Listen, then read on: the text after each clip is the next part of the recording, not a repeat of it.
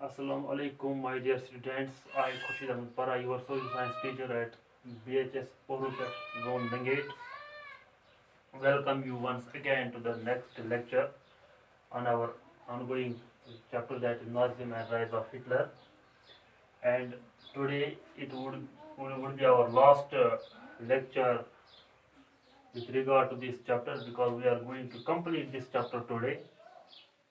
Now we have to study only this last page or last topic of this chapter, that is the art of propaganda, ordinary people and crimes against humanity, that is given in your text book. तो इसमें हमने क्या देखना है कि Germany के हालात from the rise of Hitler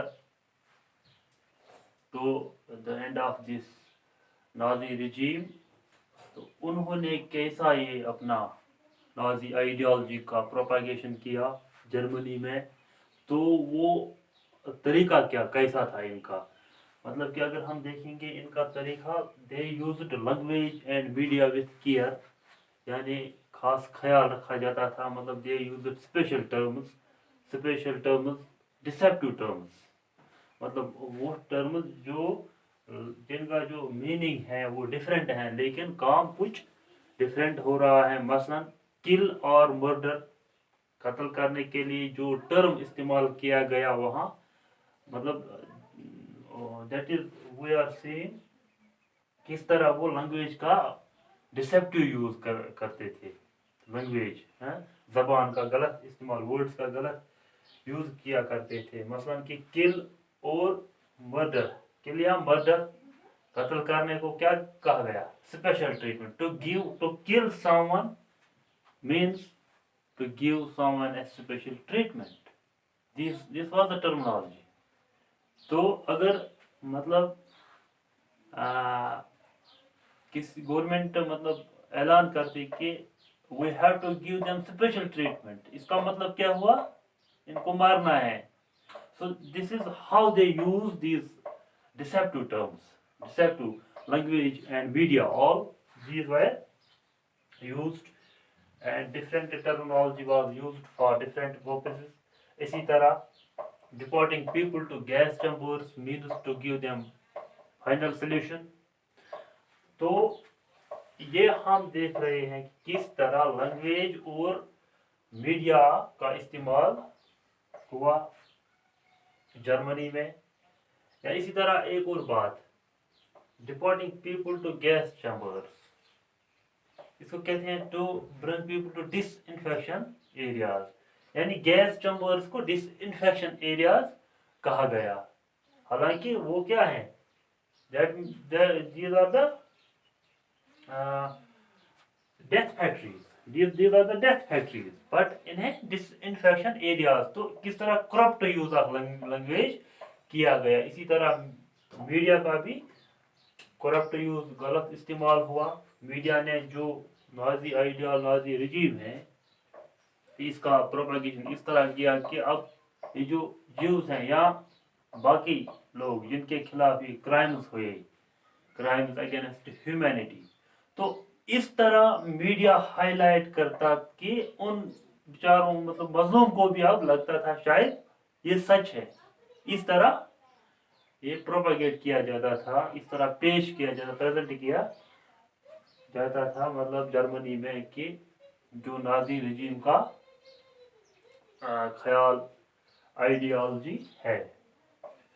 तो हम देख रहे हैं कि द आर्ट ऑफ प्रोपेगेंडा जो नाजीज का रहा है, that is deceptive. They used language with special care, और जिन लोगों पे जुल्म किया जाता था उनको मतलब यकीन भी होता था इस पे, अब उनको लगता शायद ऐसा है. तो इस तरह ये इनको जस्टिफाइड वे में अपनी आइडियोलॉजी को आगे बढ़ाते थे. और फिल्म्स दिखाया गया, फिल्म्स बनाए उन्होंने, विजुअल इमेज, रेडियो का इस्तेमाल हुआ, पोस्टर्स का इस्तेमाल हुआ, विजुअल इमेजेस का इस्तेमाल हुआ. मतलब इनमें दिखाया गया नाजी सुपीरियरिटी. मतलब एक फिल्म अगर देखेंगे कि जो नाजी जर्मनी में बनाई गई एक film that is the eternal ज्यू। द इटर्नल ज्यू में दिखाया गया कि ज्यूज जो है ये इस दुनिया में प्रॉब्लम है, इनको मारना है, इनको मारना चाहिए। तो that is in this the most derogative this use of media and language उन्होंने जर्मनी में किया। तो this is art of propaganda. इनका कैसा था? That was deceptive, they used special term, they used corrupt terms which gives different meanings but the action were different. Maslan, for this killing or murder they used the word special treatment. इसी तरह for gas chambers they used the word disinfection areas, deporting people to disinfection areas. इससे हमें पता चलता है कि ये Nazis जो आर्ट ऑफ प्रोपेगेंडा है दैट वाज डिसेप्टिव। तो ऑर्डिनरी पीपल के साथ मतलब क्राइम्स हुए, क्राइम्स जो भी हुए that is there are crimes against humanity, इंसानियत के खिलाफ जो उन्होंने क्राइम्स किए, जुर्म किए। This is all. In this way we have completed this chapter. Now let us have a look at this entire chapter from the very beginning.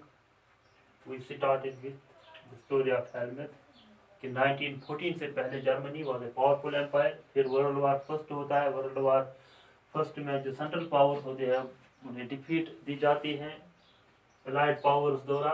Defeat के बाद जर्मनी को जब डिफीट मिलती है वर्ल्ड वार फर्स्ट में तो इनका power कमज़ोर होता है, मिलिट्री स्ट्रेंथ कमज़ोर हो जाती है और इन्हें वहाँ पे मजबूर किया जाता है एक ट्रीटी साइन करने पे, that is the treaty of Versailles. Treaty of Versailles में फिर हम देख रहे हैं कि जो पार्लियामेंट्री पार्टीज होते हैं, छोटे छोटे पार्लियामेंट्री पार्टीज, तो वो एक रिपब्लिक बनाते हैं, नया कॉन्स्टिट्यूशन बनाते हैं जर्मनी में, that is Weimar Republic. Bertha Weimar Republic होता है।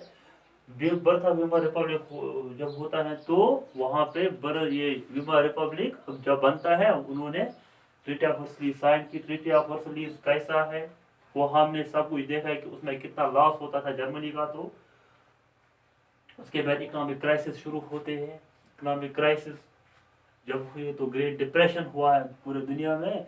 ग्रेट डिप्रेशन से इनके हालात ज़्यादा खराब हो गए तो ये चला 1930s तक। तो 1930s के बाद हम देखते हैं कि जर्मनी में एक अब पार्लियामेंट्री जो वीमर रिपब्लिक है या पार्लियामेंट्री गवर्नमेंट है, डेमोक्रेसी पे आप लोगों को यकीन ही नहीं होता है। और वहाँ पे राइज ऑफ एक डिक्टेटर होता है। फर्स्ट वो चांसलर बनता है हिटलर, एडॉल्फ जोसेफ हिटलर। फिर उसके बाद चांसलर बनने के बाद वो किस तरह ही managed to become the dictator of Germany. Dictator जब वो बनता है फिर नाजी आइडियोलॉजी का प्रोपागेशन किया जाता है। नाजिज्म में हमने पढ़ा किस तरह मतलब क्या इनका आइडियोलॉजी बर्थ कैसा हुआ उसका, तो वो सारा हमने देखा। तो उसी में नाजी हिटलर फिर वर्ल्ड वार सेकंड भी करता है नाजी आइडियोलॉजी के अकॉर्डिंग टू नाजी मिशन। तो वर्ल्ड वार सेकंड हो जाता है। वर्ल्ड वार सेकंड में इन्हें डिफीट दी जाती है और जब इन्हें डिफीट मिलती है Hitler committed suicide and his family also. तो in this way Nazism ended in Germany. Thank you very much. I hope you have understood each and every aspect about this chapter. So next we will see the next chapter tomorrow. Thank you very much.